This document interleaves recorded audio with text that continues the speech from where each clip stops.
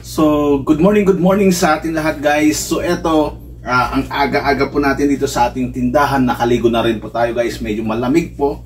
At mag-display po tayo ng maraming kulang dito sa ating tindahan ngayon.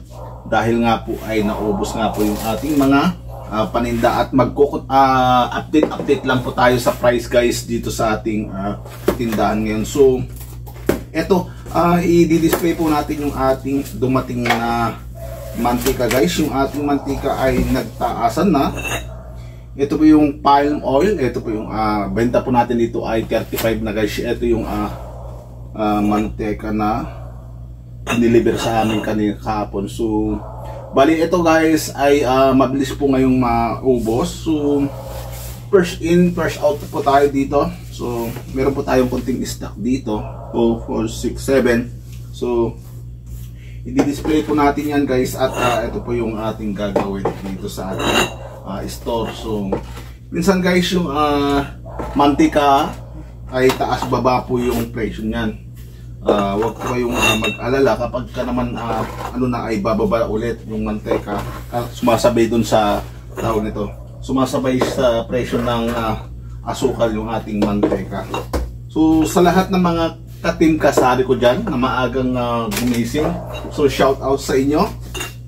Ito, gising na naman tayo at magbibigay ng mga presyo guys. So biruin mo, dati ito ay 15 at 20 pesos lang nung dating unang ko lang, ngayon ay 35 na. So ang laki na po ang itinaas ng ating mga bilihin ngayon. Mga golden, etong golden cup na to ay talagang ito yung original na ginagamit dito sa Ilocos guys. Kapag malamig ang panahon, nabubuo yung ating mantika dito.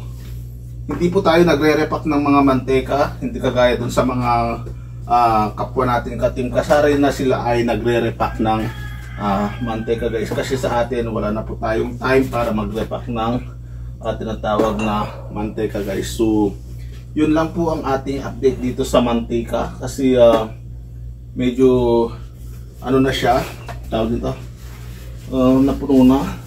Ibabalik na po natin tong dating mantika dito. Shout out nga pala sa ating mga dyan, mga OFW, mga kababayan natin dyan sa ibang bansa na nagsasakripisyo para sa mga anak at para lang naman sa kanilang kabutihan ay shout out po sa inyo. So inom muna po tayo ng coffee. Yan, napakasarap po ang coffee sa umaga. Kaya iwas lang po tayo ng konting diabetes. Yan. Chin bilog.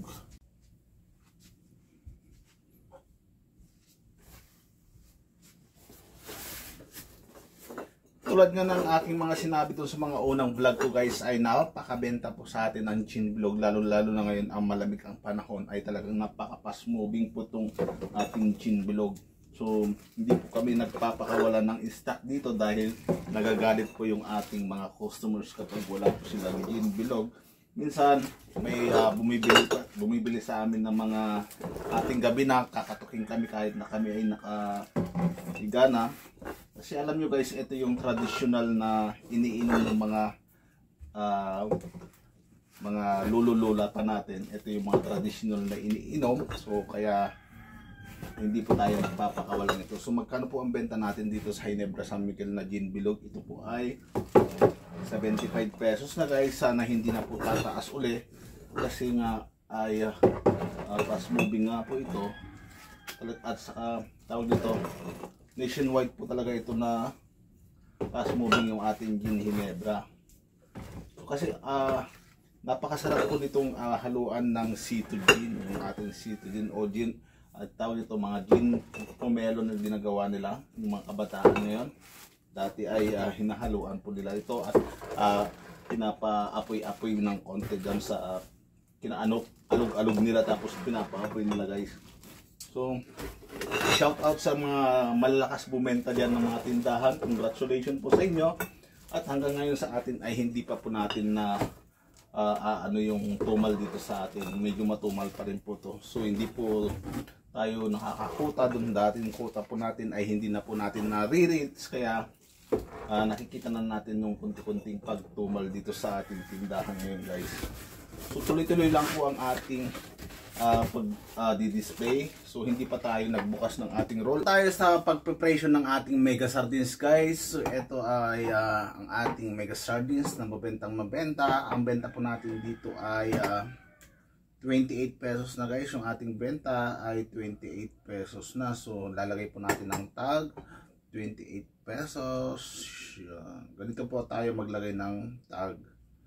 Yan, 28 pesos po yan. So magkano po ang benta nyo dyan sa inyo guys, yung ating mega sardines. So yan. Okay. So 28 pesos. Napanood nyo ba yung yung vlog ni Ma'am Ibon? Pumuputok daw yung sardinas sa kanya. Pumuputok yung sardinas. Atlet na niyang nalaman, kaya nagkalat po yung kanyang sardinas dito sa baba. So siguro sa init, hindi naman expired, kaya pumutok yung kanyang panindang panindang sardinas. Shout out sa iyo Ma'am Ibon. So sana nakatutok ka dito sa ating channel. At congratulations sa inyong bagong love life. So yan po, may shout out kay Ma'am Ibon. So yan guys, yung ating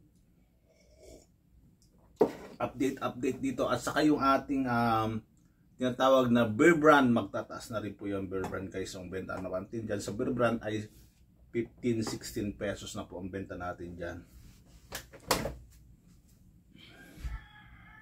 So ayun guys, yung latest update po tayo dito sa ating YouTube channel, dito sa ating Sari-Sari Store Business ay sana po ay bumabalik na po yung ating dating total sales, kasi gumaganda na po ang panahon. Kahit malamig nga po ang panahon ngayon ay medyo nakakabenta na po tayo ng konting soft drinks, at saka tuloy-tuloy na po yung ating pagbubukas dito sa tindahan ng umaga, kasi nga po may mga bumibili na pong mga papasok sa trabaho, kasi medyo bumabalik na po yung weather. Alam ko sa inyo guys ay tag-ulan din, malakas din ang hangin, kaya medyo naapektuhan din po tayo ng pagbabagsak ng ating total sales. Yung ating quota ay hindi na po natin nakukuha guys. So thank you very much sa mga nagsishare ng mga video tungkol sa mga Sari-Sari Store Business. Ay napakalaking tulong po yan sa lahat ng ating mga na-inspired dito sa tindahan natin. Tulad nga ng aking sinabi, ay magsipag po tayo ng magsipag, mag-ipon po tayo ng mag-ipon, at huwag po nating gastusin yung ipon natin para hindi po tayo magigipit. Kasi ang nangyayari guys, nag-iipon po tayo ngayon, tapos kapag may ipon na po tayo, gagastusin po natin ulit, tapos mag-iipon na tayo ulit. So ganun lagi yung ating mindset, hanggang sa pag ganun lagi yung ating ginagawa, ay hindi po tayo makakaalis sa ating kinakaroroonan kung hindi po natin i-reinvest yung ating inipon guys. So tatanda po tayong magtatrabaho, tatanda po tayong ganun lagi yung ginagawa natin na ipon, gastos, ipon, gastos, ipon, gastos. So ganun po yung nangyayari. Dapat ang ganitong gagawin natin: ipon, investment, ipon, reinvest, ipon, reinvest. So ganun po dapat ang ating gagawin guys. So napakadali lang po sabihin yon, pero napakahirap pong gawin. Ang katotohanan po yan ay unti-unti lang po natin dinedevelop sa ating sarili, dahil nga po alam naman po natin ay malit lang po ang sweldo natin dito sa Pilipinas. At kung ikaw ay may business at malaki ang business mo, unlimited po ang kita ng business mo guys. Kaya ito, sinasabi po ang lahat, kahit dun sa mga successful na sinasabi nila, ay mag-business po kayo, magsimula po kayo sa maliit, para mapag-aralan nyo kung paano magpatakbo ng business. So yun, nag-make shout out ulit sa ating mga nakatutok dito sa ating YouTube channel. Iba pa rin po yung mayroon kang naririnig na nagtuturo sa iyo, iba pa rin yun may nakikita ka na may actual na ginagawa ang iyong sinusundan. So alam mo naman na alam ko naman na alam niyo na ang mga bagay-bagay na ito, pero iba pa rin po yung may naririnig ka, may nagpapaalala sa iyo, kasi ayan lang po ang gamot ng makakalimutin yung papaalalahanan mo yung isang tao, at papakitaan mo ng gawa para siya ay maniwala sa iyo, at babalik ulit sa kanilang pananaw na ang tamang pagbibusiness ay kailangan ng disiplina. So hanggang dito na lang muna guys. Thank you very much sa iyong panonood. mega shout out talaga sa lahat ng ating mga nagko-comment. Hindi ko na po iisain yung mga solid subscribers po natin. Kilala ko po kayo at talagang pinapanood ko po yung anyong mga video. So